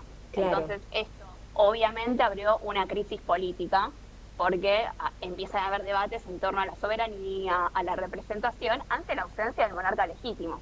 Claro. En estos territorios de España, la resistencia en las ciudades españolas se va a dar a partir de la conformación de juntas. La más importante va a ser la Junta Central de Sevilla, y van a ser la resistencia española y también como los representantes del rey que está cautivo, ¿no? Bueno, en ese sentido, ¿qué pasaba en América? Porque también pasaba esto, que había territorios que dependían de la corona española. Claro. En un principio, en el caso de Buenos Aires, sí iba a responder esta Junta Central de Sevilla, pero la cosa se empieza a complejizar en el momento que llega la noticia, el 14 de mayo de 1810, de la caída de la Junta Central de Sevilla. En ese contexto, los debates respecto a la soberanía y a la representación vuelven a surgir, porque ante la caída del rey, ante la caída de la supuesta representación del rey, ahí ya los territorios dicen, bueno, che, ¿a quién respondemos? ¿Y por qué tengo que responder a las autoridades peninsulares? Entonces, en ese contexto donde se abren estos debates y se empieza a pensar la idea respecto a la retroversión de la soberanía a los pueblos y la idea de un autogobierno. Entonces ahí es donde ya empiezan las fechas que ya estamos más familiarizados en relación al 22 de mayo, con el pedido de un cabildo abierto, en donde ahí se va a votar por la destitución del rey y la conformación de una junta. En ese sentido, muy parecido, repitiendo, si se quiere, el mismo patrón que está ocurriendo en España, pero por una lógica local. Claro. No responder a las autoridades españolas, sino desde el territorio hacer nuestra junta. Se decide eso, pero bueno, se ve que Cisneros, el virrey de ese momento, no quería quedar afuera de este proceso. ¿Y qué pasa? Se pone a la cabeza de esta junta y también forman parte de otras autoridades que no estaban pensadas. Entonces ahí el 25 de mayo ocurre una movilización al Cabildo, la cual va a tener un apoyo muy fuerte del regimiento de Patricio, que va a ser la milicia más importante en ese momento. Y ahí finalmente se decide la destitución del virrey, prohibir la participación de autoridades tradicionales y peninsulares y la conformación de la primera junta, que es la que todos conocemos. Claro. Y ahí es donde arranca el proceso abierto hacia la revolución, que luego también será un proceso abierto hacia la guerra. Claro, bien. Muy bien, Dani. ¿Qué significa la idea de patria en 1810 y cuándo cambió respecto de lo que entendemos hoy? Bueno, esta pregunta está buenísima porque nos ayuda un poco a matizar esta idea sobre la patria y también ciertas definiciones que parecen dadas y naturales. Hay que entender algo, que en este momento que estamos hablando de 1810 y los años anteriores, no está la idea de una nación preexistente o manifestaciones nacionales, porque hay que entender que el Estado, como lo conocemos ahora, consolidado, con un territorio unificado y los límites establecidos, es producto de un proceso más largo que se va a dar a lo largo de todo el siglo XIX. Sin embargo, sí podemos como identificar ciertos sentimientos de identidad local, que eso es muy importante porque también dan indicios de una autonomía, si se quiere. Claro. Es muy temprano hablar de ahora de independencia, pero sí ya podemos hablar de sentimientos de autonomía y cierta representación a nivel local. Y esto lo vemos muy explícito con lo que son las invasiones inglesas. Claro. Esto es previo a 1810. En las invasiones inglesas tenemos una población en conjunto que quiso defender al territorio y dio lugar a la formación de milicias que estaban conformadas por diversos sectores de la sociedad, de la población, y también dio un lugar muy importante a los criollos en la participación política y militar. Entonces ahí vemos un surgimiento de la identidad local. También otro caso muy no parecido, pero digo esta cuestión de plantear la identidad en este momento, es por ejemplo que sí podemos identificarla con una identidad americana en relación de una manera de poder diferenciarse de España, y también, y esto se ve mucho en las constituciones provinciales, si se quiere. En el momento de independencia, cuando surgen las constituciones provinciales, de hecho la constitución provincial de Santa Fe, hay una parte donde se le asigna la ciudadanía a todo americano. Claro. Es que la ciudadanía está destinada a únicamente los habitantes del territorio. Entonces sí, vemos esta identidad más que nada manifestada en lo local y en lo regional, ya en el momento de independencia, donde el conflicto con España se vuelve como más picante. Claro. Si yo esto lo tengo que traer más a la actualidad, claro. Sí siento que hoy en día la patria la asociamos con este Estado consolidado con el que tenemos hoy en día, con este territorio más unificado, pero sí siento que a su vez se perdió esta cuestión más local que había mencionado previamente. Bien. Siento que estos vínculos quizás con el vecino, con el barrio, con el municipio, lo veo como más despersonalizado. Y lo mismo si se quiere trasladar a la cuestión regional, capaz no tenemos como una interacción directa, una relación directa con los países limítrofes, ¿no? Que antes quizás sí estaba más desarrollado. Más desarrollado, exacto. ¿Crees que los argentinos seguimos teniendo una construcción colectiva de patria o hoy prevalece más el individualismo? Creo que, bueno, ya habías empezado un poquito a desarrollar esa idea, ¿no? Sí, bueno, esto que ningún sociólogo me mate, ya estoy hablando más desde mi punto de vista, pero sí siento capaz un predominio del individualismo en la vida cotidiana, ¿no? Siento que un contexto de crisis económicas continuas, hay como una desesperanza social, si se quiere, y también lo veo como muy trasladado este individualismo en los discursos hegemónicos hacia la juventud, ¿no? Está mucho esta cosa de emprender, de las ideas meritocráticas, de que uno sale por uno mismo, que le haces las cosas mal es por culpa tuya, ¿viste? Y siento que es producto de un proceso más difícil, obviamente, y de situaciones más amplias. No siento que lo colectivo está perdido en su totalidad, pero sin duda es un desafío para la actualidad. Bien, bien. Muchas veces la historia escolar simplifica lo que son procesos complejos, ¿no? Sobre todo, bueno, en la escuela primaria, a veces en la secundaria también un poco. ¿Qué aspectos del 25 de mayo sentís que quedaron más invisibilizados en esta historia que hemos estado acostumbrados y acostumbradas durante muchos años a que nos vendan desde la escuela? No sé hoy, creo que se sigue dando igual que siempre en muchas cosas, pero bueno, a ver, contame vos cómo lo ves. Sí, yo creo que en un punto en materia así, enseñanza de disciplina de historia, hubo un avance, pero sin duda veo como una repetición de patrones así tradicionales, ¿no? Y esto lleva a que se invisibilicen sectores que fueron claves, o también cómo se representan los procesos, ¿no? Porque yo siento que la Revolución de Mayo o la Independencia, bajo la lógica de las efemérides, hace justamente que veamos los procesos de manera aislada, como un día, y no permite justamente ver la complejidad de lo que había detrás del 25 de mayo, o de hecho o el proceso que abre el 25 de mayo, que luego ya la independencia, que luego lleva a otros conflictos más en torno a guerras civiles. Los vemos por ahí, digamos, desde la historia clásica, como se ha enseñado en las escuelas, como compartimentos estancos, ¿no? Y no como una continuidad, como un hilo, porque todo en la historia tiene, bueno, vos lo sabés mejor que yo, todo en la historia lleva un hilo. Hay un hilo que lleva a eso. El 25 de mayo de 1810 no se dio así como un hecho aislado y porque sí, tiene que ver con todo un proceso, y luego, bueno, eso lleva a otras cuestiones, como fue luego el 9 de julio de 1816 y bueno, y un montón de otras cuestiones, ¿no? En ese sentido, siento que se quita o se borra la dimensión conflictiva y ante todo revolucionaria. Claro. Que siento que es un poco lo que puede llegar a hacer ruido en lo que es la historia escolar, y en ese sentido también se borran a los sectores subalternos.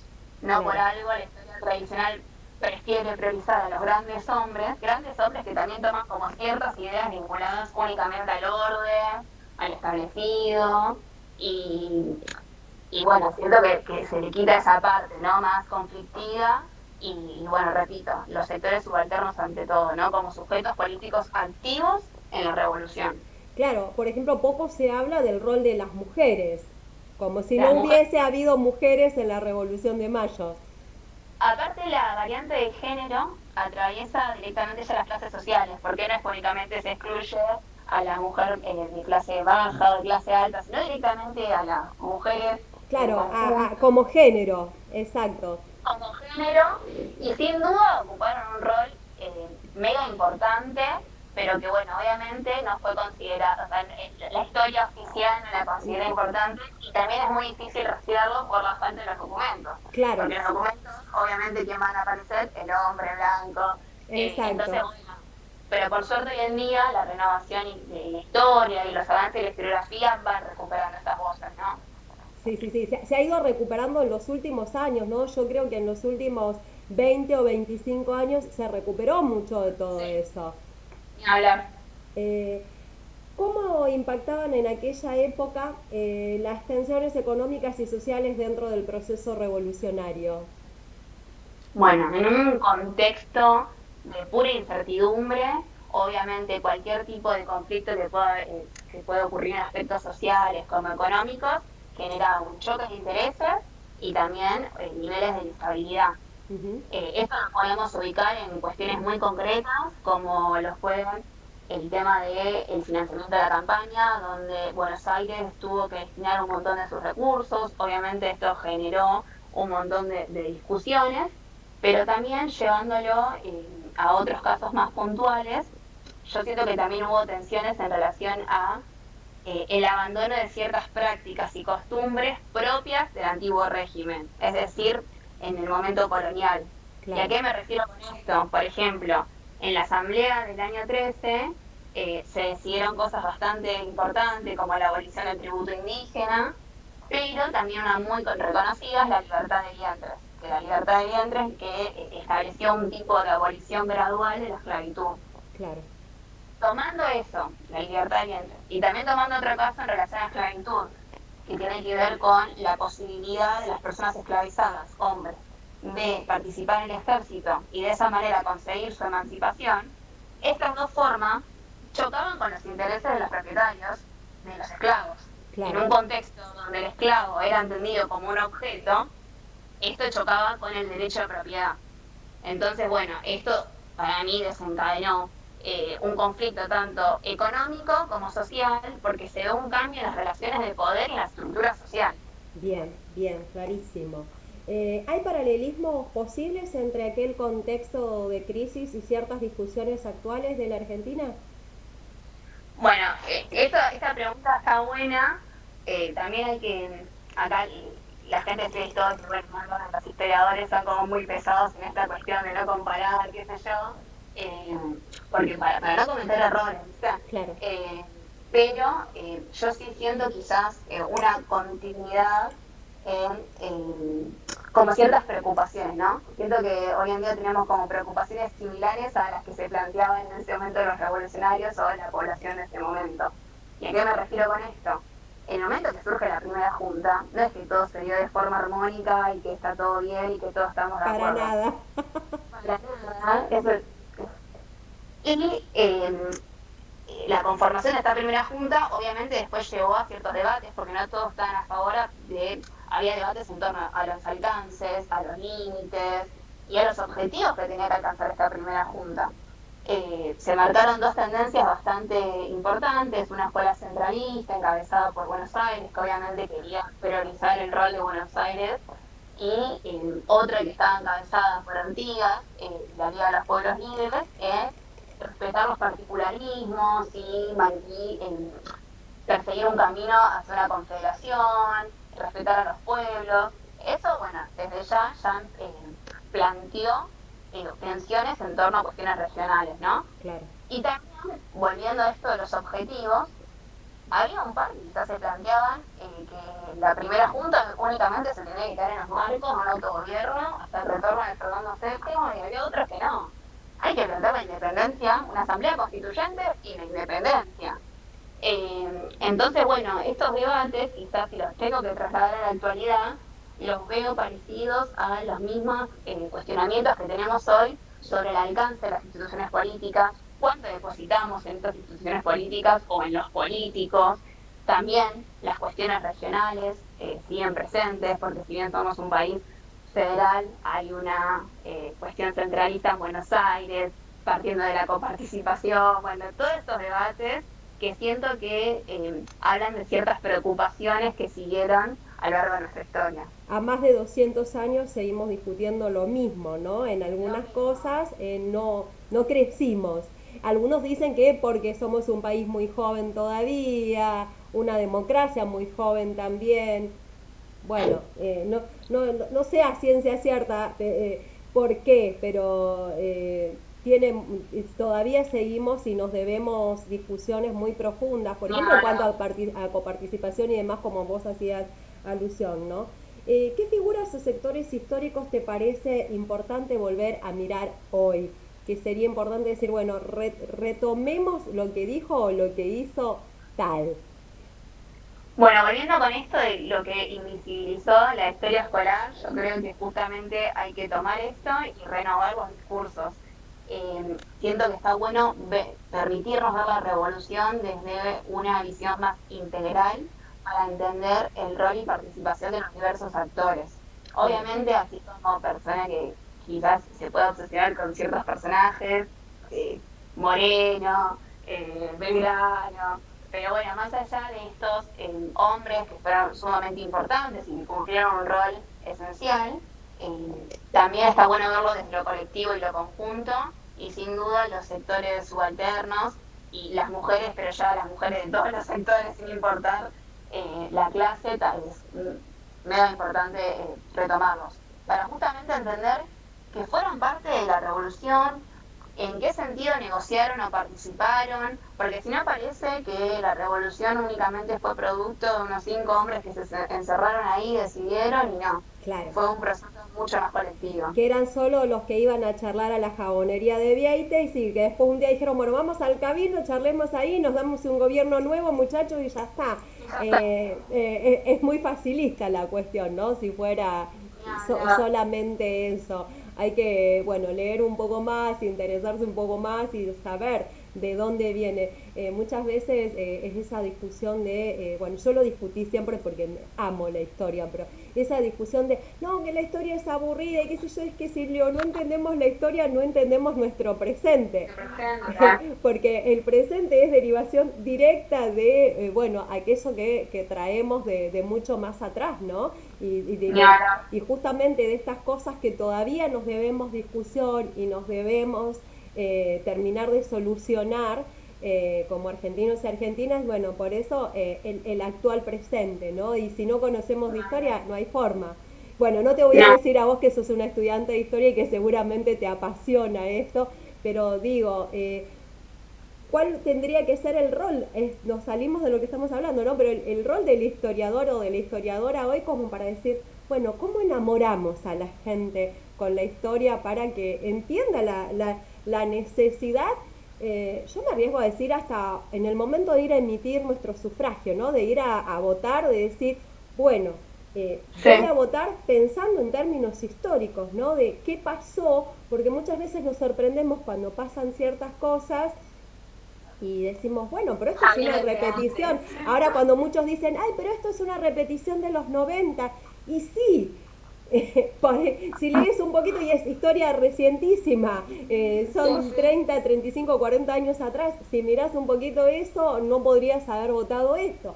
Digo, ¿por qué es tan importante, ¿no? En términos de no equivocarnos, no volver a equivocarnos en el presente.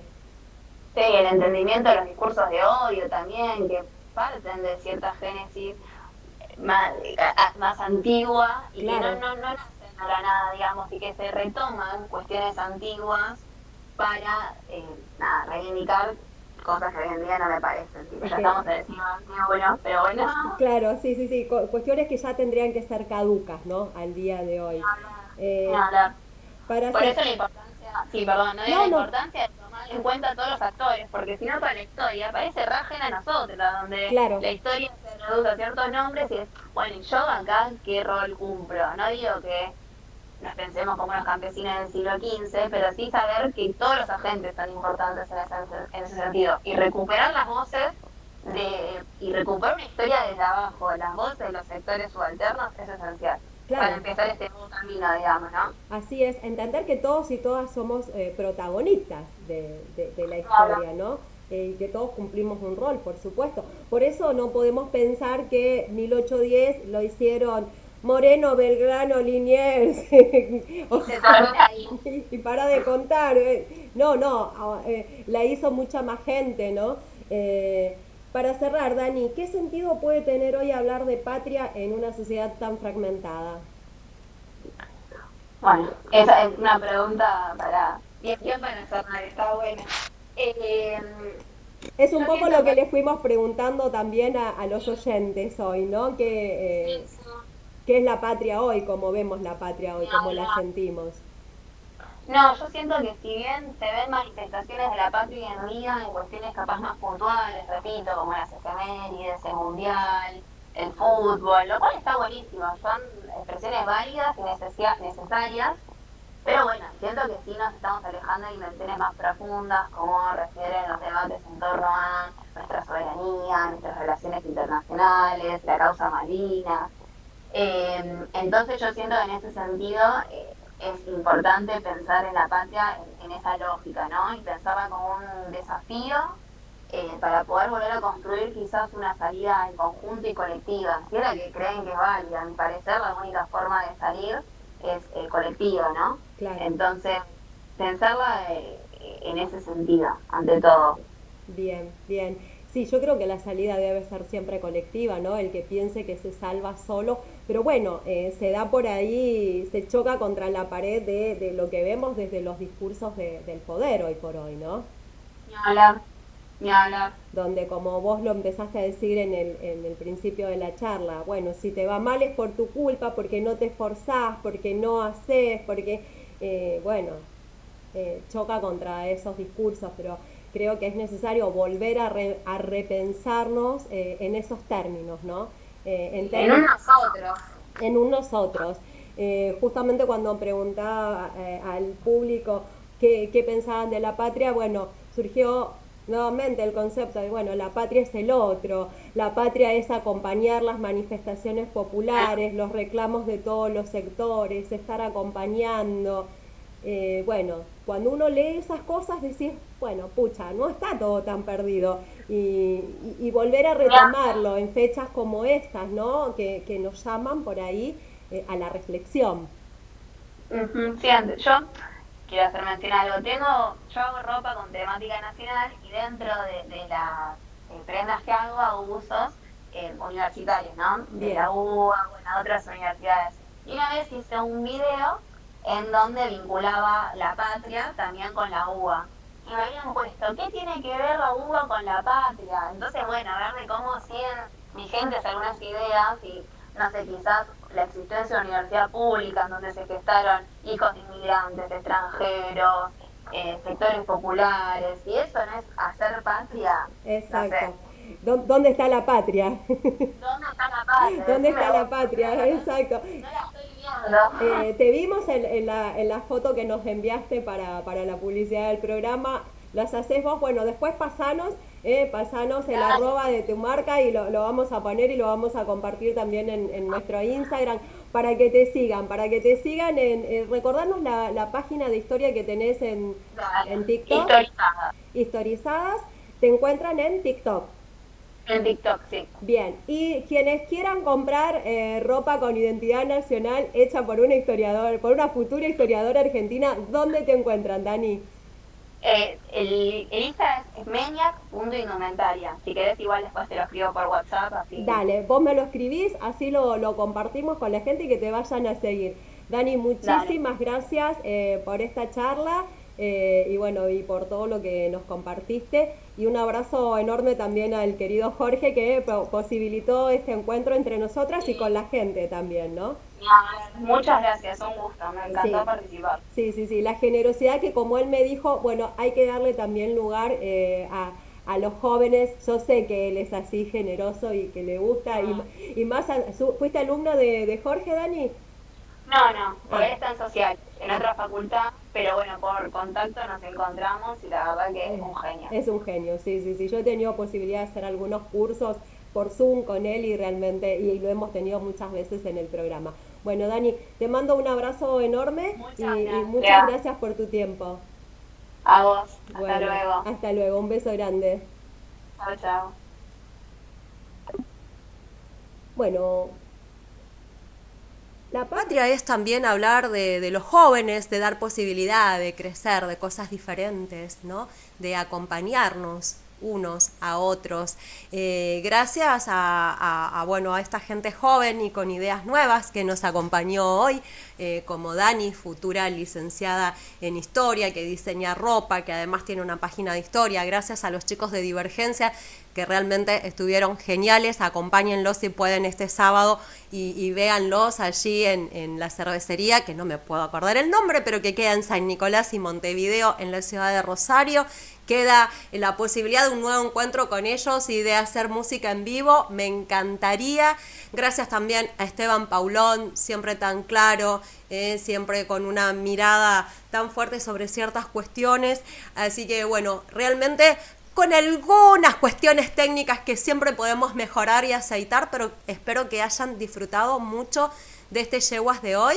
Les dejo besos y abrazos para todos y todas. Feliz 25 de mayo este próximo lunes. Feliz Día de la Patria para todos y todas. Y bueno, hoy nos volvemos a reencontrar el próximo miércoles. El próximo miércoles, no miércoles, era el año pasado, señora. El próximo jueves a partir de las 18 horas. Para despedirme los voy a dejar con la música de los chicos de Divergencias un ratito más.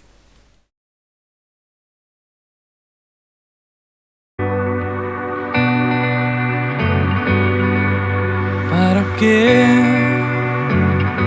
acostumbrarse a esos momentos donde parece salir todo bien? Lo busco y sé dónde lo encuentro.